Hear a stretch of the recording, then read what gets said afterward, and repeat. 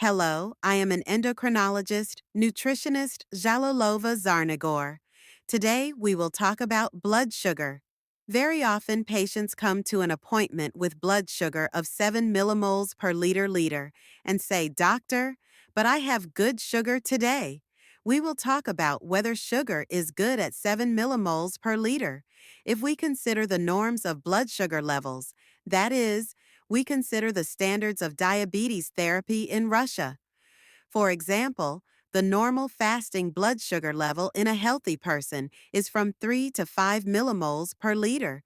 This is when there is a change in blood from a finger, that is, measuring a blood glucose meter, taking blood from a finger 3355 sugar above 5 and 5 millimoles per liter.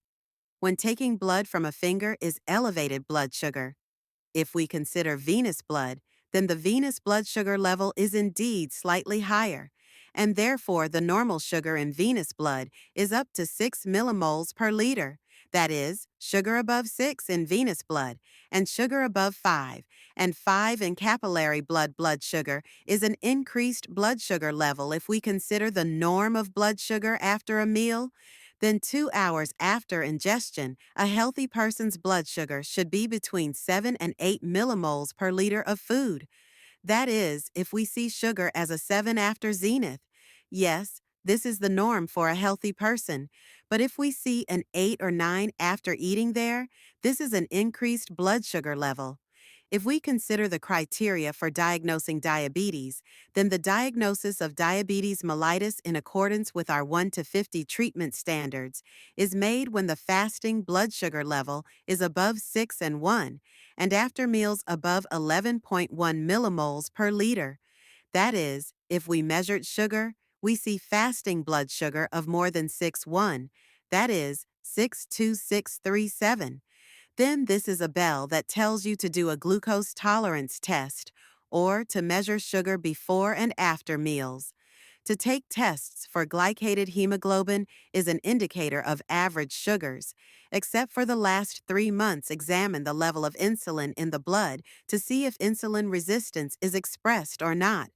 So when you see elevated sugar, that is, when measuring capillary blood from a finger on an empty stomach above 5 and 5, or after eating above 7 and 8, or when measuring blood sugar from a vein above the 6, these are indications for pre-examination and, according to the results before the examination, diabetes mellitus is either diagnosed if we have elevated sugar plus elevated glycated hemoglobin.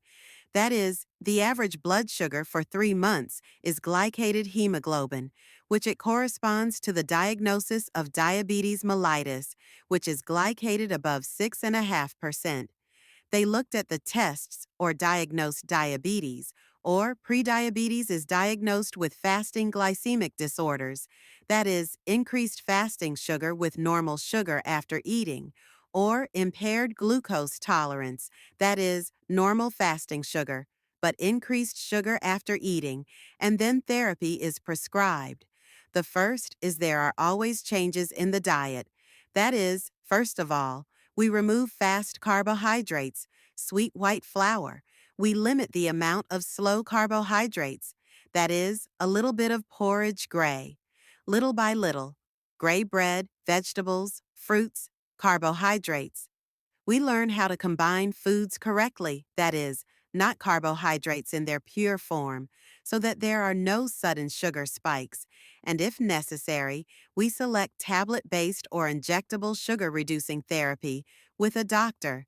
You will learn more about nutrition for diabetes and treatment for diabetes at the School of Diabetes on the Jalolov Zarnagor website.